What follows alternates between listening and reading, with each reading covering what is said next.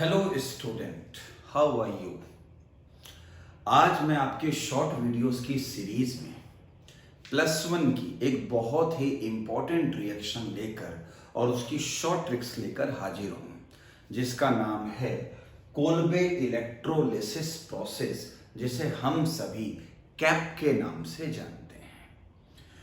इस रिएक्शन में शॉर्टकट मैं आपको क्या देने वाला हूं या किस अंदाज में देने वाला हूं, मैं आपको उस रिएक्शन को समझाता हूं। देखो, सबसे पहले इस रिएक्शन में एक चीज तो कंफर्म है कि हम इलेक्ट्रोलिसिस करेंगे। इलेक्ट्रोलिसिस का मतलब होता है कि हम इसमें करंट को पास करेंगे, कैथोड एनोड लेंगे और वहां पर फिर मैं देखूंगा कि कहां पे क्या बन रहा है या बन सकता है।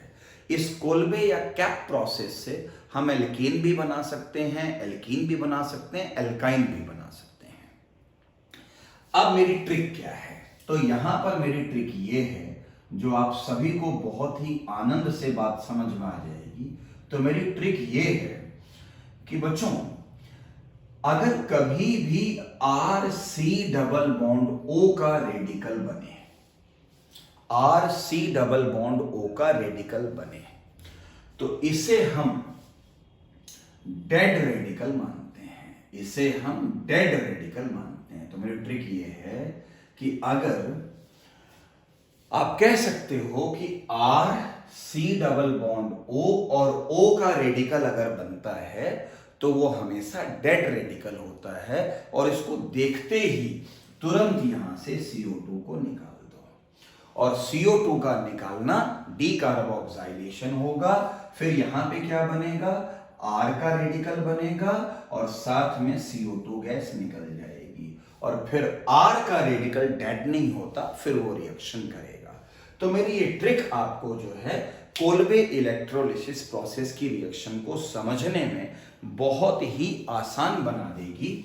और अब मैं आपको एग्जाम्पल के माध्यम से कैप प्रोसेस को समझाने की कोशिश करता हूं। देखो, मैंने क्या किया, पहले लिया सोडियम एसीटेट।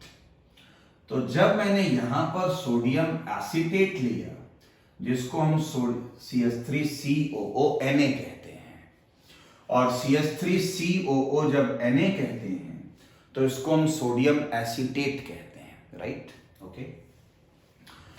तो जब हम इसकी इलेक्ट्रोलिसिस करेंगे तो इसको हम सॉल्वेंट वाटर में डालेंगे, और तो क्या होगा, इसके आयन बनेंगे CH3C डबल बॉन्ड O-, समझे? CH3C डबल बॉन्ड O- और 2 Na+ बन जाएंगे। अब आपको पता है कि इलेक्ट्रोलिसिस में कैथोड और एनोड होते हैं, तो ये जो माइनस वाला हिस्सा है वो प्लस की तरफ जाएगा, और प्लस क्या होता है? एनोड। और हम सब जानते हैं कि एनोड पर ऑक्सीडेशन होता है, तो ये बंदा अपने इलेक्ट्रॉन लॉस कर देगा। तो क्या होगा? CH3C double bond O electron loss कर देगा, तो इलेक्ट्रॉन इसने भी लॉस कर दिया, और दूसरे एसीटेट आयन ने भी इलेक्ट्रॉन लॉस कर दिया, क्योंकि एनोड पे तो ऑक्सीडेशन होता है। अब ये बनते ही आपको मेरे विनोद सर की ट्रिक याद आएगी। अच्छा, ये तो डेड रेडिकल है, तो यहां से भी CO2 निकाला, यहां से भी CO2 निकाला, और यहां से बना मिथाइल और मिथाइल रेडिकल। और जब मिथाइल और मिथाइल रेडिकल बना तो आप कह सकते हो कि CH3 सिंगल बॉन्ड CH3 बना, और साथ ही साथ में मुझे 2 मोल किसके मिल गए? कार्बन डाइऑक्साइड के मिल गए। तो आपने देखा यहां इथेन बन गई। ठीक है, तो आपने तुरंत मेरी इस ट्रिक को लगा के अपना आंसर निकाल दिया। चलिए प्लस की तरफ चलते हैं। तो प्लस कहां भागेगा? माइनस की तरफ, कैथोड। कैथोड पे क्या होता है? रिडक्शन होता है। तो 2Na यहां के द्वारा जो 2 इलेक्ट्रॉन दिए गए हैं, इनको लेके 2Na बनाएगा। लेकिन सोडियम आप सब जानते हैं बहुत रिएक्टिव होता है, और वाटर यहां पे होता ही है, क्योंकि हमने इसका एक्वस सोल्यूशन ले रखा है, तो पानी से बिना पूछे रिएक्शन कर जाएगा। तो 2Na वाटर के साथ में रिएक्शन करके स्पॉन्टेनियसली 2NaOH बनाएगा, और साथ में कौन सी गैस बनाएगा? H2 बनाएगा। तो एक लेंथी रिएक्शन है, लेकिन इस लेंथी रिएक्शन में जो ट्रिक लगी वो इस साइड में लगी और बाकी तो सामान्य सी बातें हैं। तो आप कह सकते हो कि जब भी हम कैप करेंगे यानी कोल्बे इलेक्ट्रोलिसिस प्रोसेस करेंगे तो ये जो रेडिकल है वो डेड होगा और वो आपस में रिएक्ट कर जाएगा। तो मुझे उम्मीद है कि इस रिएक्शन को समझाने में अब आपको कोई दिक्कत नहीं होगी और अब आप इस रिएक्शन को बड़ी ही आसानी से देख सकते हो। चलिए अब मैं आपको शॉर्टकट्स बताता हूं जिससे आप क्वेश्चन बड़े आराम से कर लो। जैसे आपने देखा कि भाई CH3COO Na दे दिया और यहां लिख दिया कैप, बोले जी आंसर क्या है। तो COO Na के लिए मुझे 2 चाहिए तो यहां 2 मोल ले लो। तो जब आप 2 मोल ले लोगे तो क्या होगा, आपको पता ही ट्रिक से कि ये CH3 इसके साथ जुड़ जाएगा यानी यहां इथेन गैस बनेगी। अब आपको मैकेनिज्म से पता है कि CO2 जो होती है वो हमारी कौन सी गैस होती है, मतलब निकलती है डेडनेस के बाद, तो 2 CO2 निकल जाते हैं। फिर Na जो है वो पानी के साथ में रिएक्शन करके NaOH और H2 गैस निकल जाती है। तो आप बड़े आराम से यहां पे लिख सकते हो। अगर इसी जगह पे ये होता CH2COONA और इस जगह पे ये होता CH2CONA और हम इसका कैप कोल्बे इलेक्ट्रोलिसिस प्रोसेस कहते हैं, तो आपको पता है कि ये इससे जुड़ेगा। तो ऑलरेडी जब यहाँ पे जुड़ा हुआ है मामला सिंगल बॉन्ड, तो एक बॉन्ड और बढ़ेगा, तो यहाँ आपकी बार एल्कीन नहीं एल्कीन बनेगा और साथ में 2 CO2 बनेगी, साथ में 2 NaOH बनेंगे और साथ में H2 बनेगा। तो बड़े आराम से आपने इसका आंसर निकाल लिया। इसका नाम सोडियम सक्सीनेट होता है। अगर हम ये ले लें CH डबल बॉन्ड CH और यहां पर COONA ले लें और यहां पर भी CONA ले लें और इसका हम कैप कराएं तो क्या होगा, तो कैप में हम ये देखेंगे कि ये इसके साथ में जुड़ जाता है। तो 2 बॉन्ड तो पहले से ही है, एक बॉन्ड और बढ़ा दो तो ये हो जाएगा एल्काइन बन जाएगा, साथ में 2 CO2 बन जाएगा, 2 NaOH बन जाएगा प्लस H2 बन जाएगा। तो ये ट्रिक्स बड़ी ही आसानी से कर सकते हैं।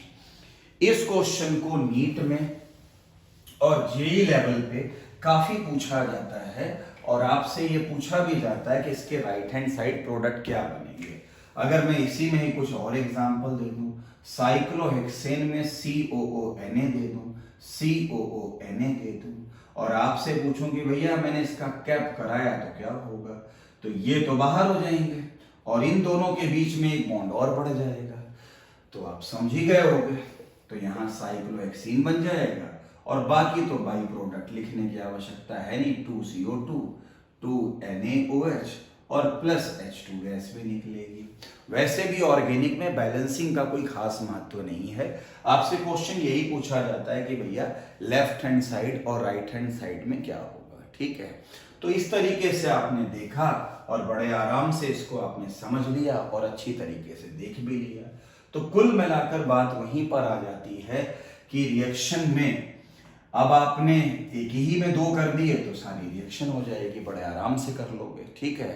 तो आप कह सकते हो जैसे मान लो ये क्वेश्चन हो जाए, यहाँ पे मैं CH2CONA कर दूं और इस जगह पे भी इधर पे भी CH2COONA कर दूं और मैं इसका कैप करा दूं तो क्या बनेगा, तो जब कैप कराओगे तो क्या होगा, ये इसके साथ में जुड़ जाएगा। तो साइक्लोहेक्सेन के साथ में एक 4 मेंबर रिंग और जुड़ जाएगी, क्योंकि जब ये दोनों जुड़ेंगे बॉन्ड बनाएंगे तो क्या होगा, 1 2 3 4 की रिंग बन जाएगी। तो एक तरीके से एक बाईसाइक्लो कंपाउंड टाइप का बन जाएगा, ठीक है। और बाद वाले प्रोडक्ट आप सब जानते हैं कि 2 मोल CO2 के निकल जाएंगे, NaOH के निकल जाएंगे और H2 होगा। तो ये मेरी ट्रिक है आपकी कोल्बे से प्रोडक्ट लिखने की, कि जो डेड है उसको हटा दो और जो बच रहा है उनके बीच में एक एक बॉन्ड बढ़ाते चले जाओ। तो बड़े आराम से इसको लिख सकते हो और इस रिएक्शन को समझाने के लिए जो मैंने ट्रिक का इस्तेमाल किया वो भी आपको समझ में आ गया होगा। तो उम्मीद करता हूं कि +1 की ये इंपॉर्टेंट रिएक्शन आज के बाद आपको प्रॉब्लम क्रिएट नहीं करेगी और बड़े आराम से आप प्रोडक्ट्स भी लिख लोगे और मैकेनिज्म को भी समझा दोगे। तो और मैंने फिर कहा, ये शॉर्ट वीडियो की सीरीज है, इसके बाद अगर आपको बहुत डिटेल में पढ़ना है तो मेरा गुरुकुल विनोद पे जाइए, वहां पर लाइक सब्सक्राइब करिए और आपको बहुत सारी वीडियोस वहां पर बहुत डिटेल्ड इंफॉर्मेशन के साथ में मिलेंगी। अब हम चाहते हैं कि आप इसको लाइक करें, सब्सक्राइब करें और इसको शेयर भी करें। अगले वीडियो में हम आपके सामने फिर कोई नई बात लेकर नए दिन हाजिर होंगे। तब तक के लिए tata bye bye, thank you.